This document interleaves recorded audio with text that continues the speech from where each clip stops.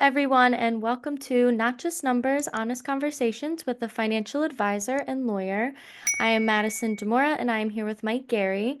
Mike is a financial advisor and a CFP practitioner, and the founder and the CEO of Yardley Wealth Management. He is also an estate planning lawyer, and his law firm is Yardley Estate Planning. Hi, Mike. Hi, Maddie. How are you? Good, good. So today on Not Just Numbers, we are celebrating our April Employee Spotlight, Amy Garry.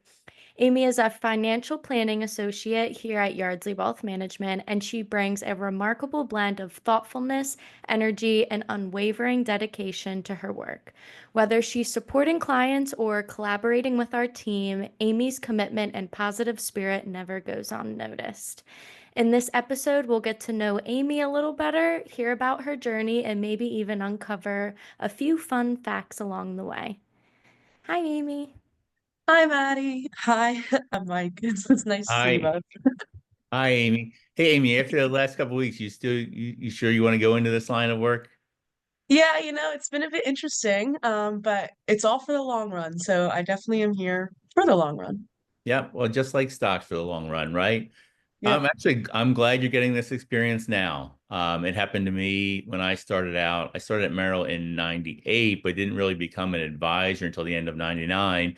And then all the markets hit their highest peaks of March 10th of 2000. So I was in the business for about 5 months and things got hard and I didn't turn around until after the September 11th attacks. So it was October of 2022 when they bottomed and started coming around. So that time it took a long time. It Wow. was Yeah. pretty dreary. Before we let Maddie start her inquisition of you with these really hard questions, I want to take a moment for our listeners to talk about what's going on the last month. I think it's pretty important to address it and, talk about everybody's concerns. A couple big points. I'm not going to drone on for an hour here. First, if you haven't seen or heard it, our last podcast episode had Dr. Emily Kuchel on. She is a psychologist who works for eMoney Advisors. And so she was really good at framing like the psychology of money. And she had good points and tips for how to handle situations like we're going through. And she's actually a trained psychologist. She's not like me, a trained lawyer who like goes through the psychological effects of the money. So if you haven't seen it or heard it, I'd recommend that people take a look or take a listen. She was really good. Um, Next, I wanted to point out a couple things. Dr. Kuchel made me think about something differently that I never really put together. I guess I kind of knew it in the background.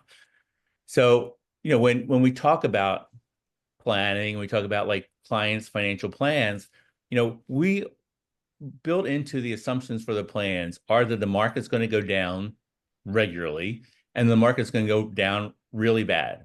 One of the things we talked about is sometimes we stress test plans for specific events that have happened in the past.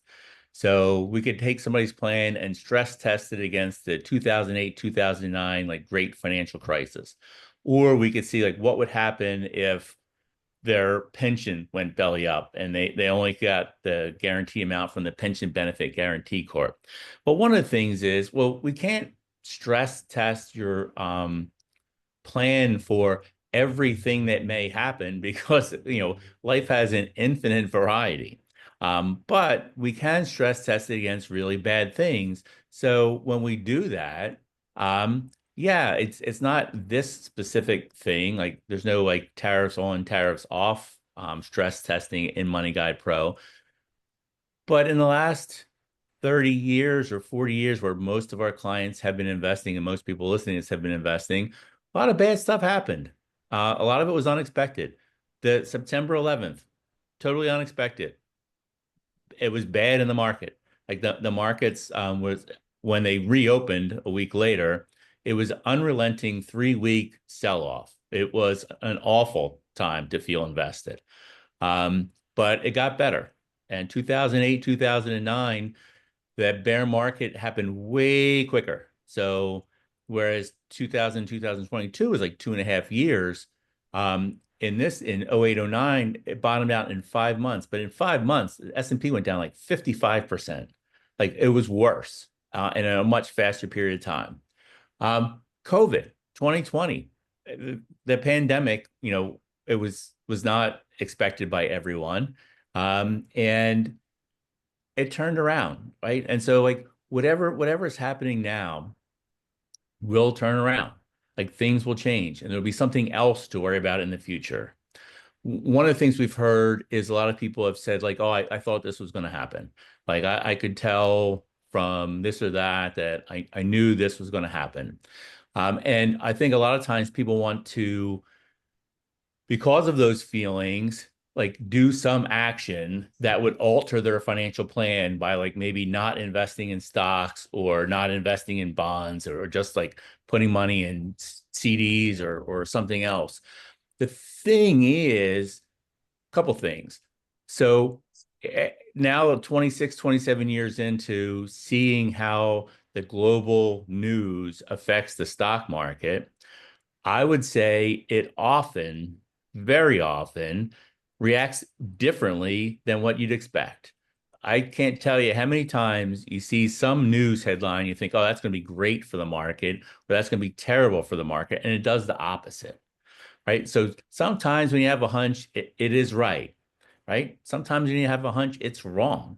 But then the problem with coming up with a plan or investing based on a hunch is, well, what's the next hunch? Like, what's the next thing to do, right? So if you knew that the tariffs are going to be a disaster, did you also know that it would be tariff off not much later, or that the tariffs would be like some tariffs?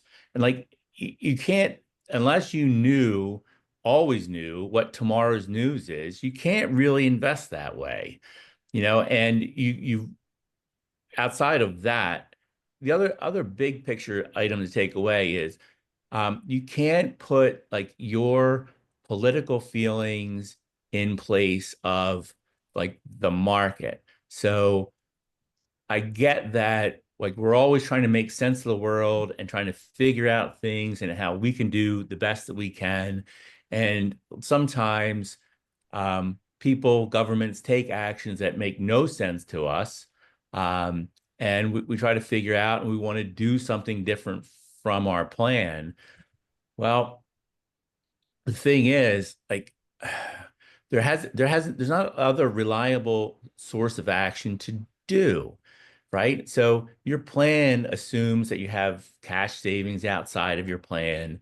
And if you're anywhere close to retirement age, your plan is going to assume you have um, fixed income that is investment grade and short and intermediate term. So in addition to the stocks that you have for the long run, most people have bonds if they're close to retirement age, and everybody should have cash outside of their investments, right? And so those are the ways that you plan for these things that happen. And so the stock market is going to go down 5, 10, 20%, 30%, 50% sometimes. But, if you're in a position where 50% down momentarily in the stock market, it disrupts your plan, then you should have less in stocks, right? Like, and we typically do for people who are retired or close to retirement. They don't have 100% in stocks unless they really do have enough that they can make distributions without a problem. And so like you're if you have a plan, your plan includes the stock market going down, and then whatever the current reason for it is now. It doesn't matter really the why, but just keep in mind that this time is different are the four most dangerous or costly words in investing. There's always a different reason, and that doesn't matter. What has mattered though is that the dynamic capitalism works. There's rough edges about it for sure, but over time, markets reward investors more than they reward you for buying bonds or saving money in cash. And so that's why most people should have some or a lot, or like me, everything in the stock market. One last thing I want to say about current events is I was cracking up at the paper this morning where it said that the current market environment is confounding buy on the dips investors because it hasn't rewarded them. We're recording this on April 14th. The S&P hit its all-time high on February 19th. Like, you have to give markets time to work. You mean buy on the dips hasn't worked because the market was down most of the days 2 weeks ago? It's silly. Like, things work over time. In short times, all kinds of things might happen. I'm gonna slow down my rant here, but just a couple things. Make sure you have a plan. Keep your plan in place. If something changes in your life where we need to update your plan, let us know. But the stock market going down doesn't change your plan. Keep that in mind. All right, Maddie, I will let you go and start the inquisition of Amy. Ask her some really hard questions. Thank you, Mike. Thanks for that little market recap. I hope that helps our listeners put a little of their feelings at ease about what's going around in the outside world. All right, Amy, back to you. All right. Can you share a bit about your journey at Yardley Wealth Management from when you first joined to your current role? Sure. So I started in October. So it's been about half a year since I started, which is kind of a big milestone for me, I guess. It's very exciting. Mm. But that being said, I am pretty new to the job. So as a financial planning associate, I've had the ability to work with pretty much everyone on our team, and learn from them and learn about what they do, whether it's the financial planning side or the operations side. And I've been able to kind of bridge those two sides together. And I've learned all about like what it takes to create a plan and implement a plan and the personalization for different clients. And so that's been really great so far. Awesome, awesome. What aspects of your role at Yardley Wealth Management do you find most fulfilling or rewarding? I think the idea of just being able to like what I do is helping people is really why I wanted to start this job and what has been the most fulfilling for me. So knowing that the work I do every day is going towards making clients' lives better, or different people at the office lives, like helping them, has been definitely very fulfilling for me. And I know that like as I continue to work here and grow in my abilities and my skills, being able to continue developing those relationships with clients is something that I look forward to and something that I work towards every day. Wonderful. All right. Beyond your professional responsibilities, what are some hobbies or interests you enjoy outside of work? I would say I like to read a lot. I just finished a few books this past week, which sounds like a lot. I was reading Yeah. them slowly at different times, but I like to read. I also really enjoy baking. I think that's very relaxing. I listen to a lot of music and I try to keep myself active. So going on runs, going to the gym. Um, Actually, I have a 10-mile race coming up in a little less than 3 weeks. So Oh, wow. been slowly preparing for that. Not sure how it's gonna go, but I like to push myself and challenge myself. So I have that and then a few different 5Ks coming up. So I yeah, think that that's pretty I think much I think the correct answer to that was in my spare time, I like to do extra work. well, that too, obviously. I was gonna say you're definitely your father's daughter. You like to read, run, and work out. Like I, I don't know. That's so funny. I I love think it. it's a disease that he passed along signing up for these races. I sign up for them and I'm so excited, and then I realize I have to train for them, and it's less fun. But then afterwards, it's always I always think I had a great time, so I keep signing up. Yeah, yeah, right. You wouldn't keep doing it if you didn't enjoy it. All right, Amy, Well, thank you thank for you. joining us. For more information on Yardley Wealth Management or Yardley Estate Planning, you could visit our websites at yardleywealth.net and yardleyestate.net. You can also follow us on socials at Yardley Wealth Management. Don't forget to smash the like button if you enjoyed this episode. This podcast has been produced by Madison, Demora, and Mike Garry with technical and artistic help from Poe Productions.